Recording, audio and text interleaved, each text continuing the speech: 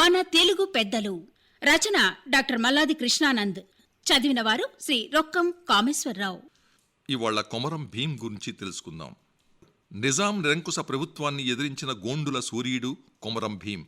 గోండుల జీవితాల్లో చీకట్లను ఛేదించిన సూర్యుడుగా, గొప్ప పోరాట యోధునిగా కొమరం భీం కీర్తి గడించాడు. ఆదిలాబాద్ జిల్లాలోని గోండులందర్నీ ఏకం చెయ్యాలని వాళ్ల హక్కుల కోసం నిరంతరం పోరాడిన భీం గోండులందరికీ ఒక దిక్సూచిగా నిలిచాడు. ఒకప్పుడు గోండుల పూర్వీకుల గోండ్వానా రాజ్యాన్ని స్థాపించారు. శత్రుదుర్భేద్యమైన కోటలు నెలకొల్పారు. విశాలమైన రాజ్యాలు వారి ఏలుబడిలో ఉండింది. స్వేచ్ఛా స్వాతంత్రం, ఆత్మగౌరవం కోసం వారు ఉరికంపం ఎక్కిన దాఖలాలున్నాయి. గొప్ప సంస్కృతి వారసత్వం గల గోండు రాజుల వీరగాథలు విని కొమరం భీం మనస్సు కలిచివేసింది. అలాంటి వారు నేడు నిజాం ప్రభువుల రాజ్యంలో అణిచివేతకు గురి అయి మూగజీవులుగా బలైపోయారు. అడవుల్లో తల వంచుకొని పనిచేసుకునే వారిని ప్రశాంతంగా బతకనీయకుండా అడవి జంతువులను వేటాడినట్టు వేటాడుతున్నారని, గోండుల పిల్లలకు భవిష్యత్తు లేకుండా చేస్తున్నారని, చీకట్లోకి నెట్టివేస్తున్నారని కొమరం భీం ఆక్రోశించాడు. దాంతో తన తోటి గోండు జాతినంతటినీ ఏకం చేశాడు. భీం తన అనుచరులను ఉత్తేజపరిచాడు. వారిలో ఆత్మస్థైర్యాన్ని నింపాడు. నిజాం వ్యతిరేక విధానాలకు ఎదురొడ్డి నేరుగా యుద్ధాన్నే ప్రకటించాడు.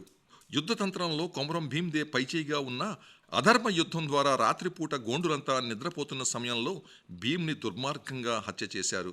ఇది నాజీలను మించిన నైజాం తొత్తులని వీరిని చరిత్ర పరిశోధకులు ఈ యుద్ధ నీతిపై వ్యాఖ్యానించారు.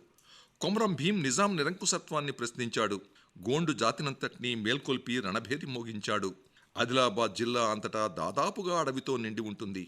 అపారమైన అటవీ సంపద ఉన్నా అక్కడ వారి ఆకలి పోరాటమే చేశారు. అమాయకులైన గోండులను నిజాం సర్కార్లోని అధికారులు అనేక విధాలుగా దోచుకునే ప్రయత్నం చేశారు. వారు చెప్పిందే వేదం అయింది. వారి మాట ప్రభుత్వ ఆజ్ఞగా శిరసావహించవలసిందే. గోండుల బతుకులు బహుసామాన్యంగా ఉండేవి. చిన్న చిన్న తడికల గుడిసెలే వారి ఆవాసాలు. పక్కా మిద్దె ఇల్లు ఏ ఒక్కరికీ లేదనే చెప్పాలి. ఈ గుడిసెల సమీపాన్నే వారు ఆరాధించే భగవంతుడు పెరసపేన్ కోవిల ఏర్పాటు చేసుకున్నారు. వీరిలో మగవారికి ఒంటి మీద చొక్కాలుండేవి కావు. 4-5 సంవత్సరాల పిల్లలైతే దిశమలతో తిరిగేవారు. అక్షర జ్ఞానం ఏ ఒక్కరిద్దరికో ఉండేది. అది అయ్యవారు నేర్పించే ఎక్కాలు, సుమతి శతకం పద్యాలకే పరిమితం. గోండుల గుడిసెల దగ్గరికి నిజాం సర్కారులోని పట్వారీ వారెట్లా బతికినా పట్టి పన్ను మాత్రం తప్పక చెల్లించాలి. ఏమాత్రం తేడా వచ్చినా కొరడా ఝుళిపించేవారు. కొడితే ఒంటి మీద రక్తం చిమ్మేది. చేతులు వెనక్కి విరిచి గుంజకు కట్టి కొరడా ఝుళిపించేవారు. కళ్లల్లో నీళ్లు నింపుకొని రాజహింస అనుభవించారు నాటి గోండులు. వారానికి ఓ మారు జరిగే సంతలో కూడా వ్యాపారులు వారి అజ్ఞానాన్ని ఆసరాగా తీసుకుని మోసం చేసేవారు. వ్యాపారుల మోసాలకు, వారి ఆగడాలకు అంతుండేది కాదు. ఈ దోపిడీ విధానాన్నంతటినీ ఎదిరించడానికే కొమరం భీం నడుం బిగించాడు. అడవిలో చెట్లను నరుక్కొని పొలం పనులు చేసుకుంటుంటే ఎవరో వచ్చి గద్దల్లా సాగుభూమిని తన్నుకుపోయేవారు. అది ఆనాటి పరిస్థితుల్లో ఓ రివాజు.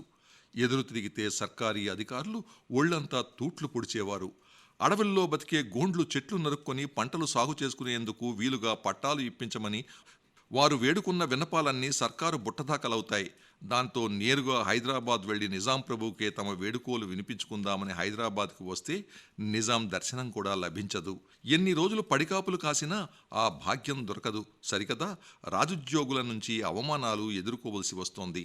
కొమరం భీం నేతృత్వంలో వారు చేసిన శాంతియుత ప్రయత్నాలన్నీ విఫలమై ఇంటిముఖం పట్టిన గోండులు అల్లూరి సీతారామరాజు స్ఫూర్తితో తుపాకీ, నాటుకొడవళ్లు పట్టి సర్కారుకు ఎదురుతిరిగారు.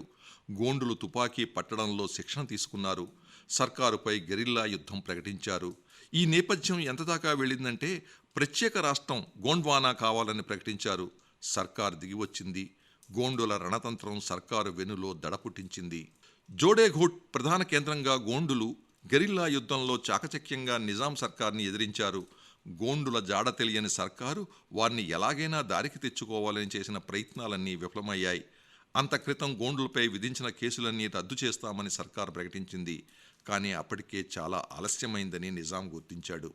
గోండ్వానా కావాలన్న వారి పట్టు వీడలేదు. గోండుల పోరాటంతో వారి జాడ తెలియక ఆందోళనలో ఉన్న సమయంలో స్థానిక గోండుల్లోని ద్రోహి ఒకరికి పట్వారీ నౌకరీ ఆశ చూపించి వారి ద్వారా గోండుల జాడ తెలుసుకొని నిజాం సైన్యం సాయుధ గోండులను ముట్టడించింది. అపారమైన నిజాం సైన్యం ముందు గిరిజన గోండులు వారిని ఎదుర్కోలేక నేలకొరిగారు, వీరమరణం పొందారు. గొప్ప పోరాట వీరులుగా భావితరాలకు ఆదర్శంగా చరిత్రలో నిలిచారు. అసమాన సైనికుడిగా, సాహస వీరుడిగా, స్వాతంత్ర యోధునిగా కొమరం భీం గోండుల చరిత్ర గర్భంలో చిరస్మరణీయుడు.